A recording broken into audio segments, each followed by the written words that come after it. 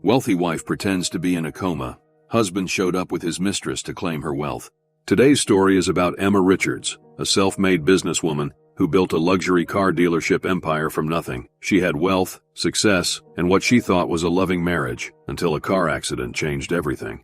The first thing Emma Richards became aware of was pain. Dull, throbbing pain radiating through her body. Her eyelids felt heavy, too heavy to open, but her mind was beginning to clear. Hospital sounds filtered in, the steady beep of monitors, the squeak of shoes on linoleum floors, hushed voices of medical personnel. She remembered fragments, driving home from work, her phone ringing, James sounding panicked about some emergency at the office. Then the bridge, the moment she pressed the brake pedal and nothing happened. The horrifying feeling of acceleration instead of stopping. The guardrail, the plunge. Emma tried to open her eyes, but a wave of nausea stopped her. She lay still, trying to orient herself when she heard the door to her room open. How is she today? James's voice, her husband of 8 years. Relief washed over her. He was here. Everything would be okay. No change, Mr. Richards, a female voice responded, likely a nurse. The doctor will be in shortly to discuss her condition. Thank you. James's voice sounded strained, concerned. Emma tried again to open her eyes, to signal she was awake, but her body refused to cooperate. She heard the nurse leave, the door closing softly. Then, unexpectedly, she heard a second voice, a woman's voice, familiar. Is she still out?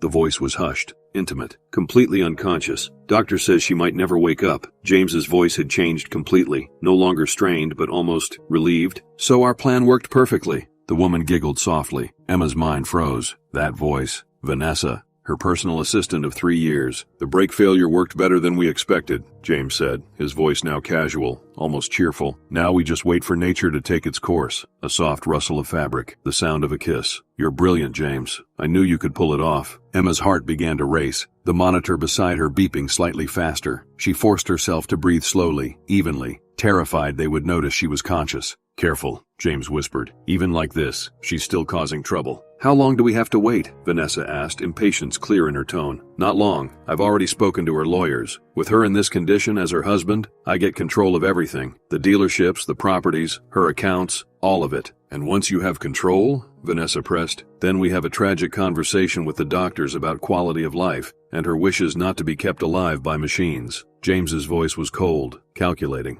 Emma always was very clear about that. Wasn't she lucky to have such an attentive husband who remembered her wishes? They laughed together, the sound piercing Emma's heart like a physical blow. I still can't believe how easy it was, Vanessa said, moving around the room.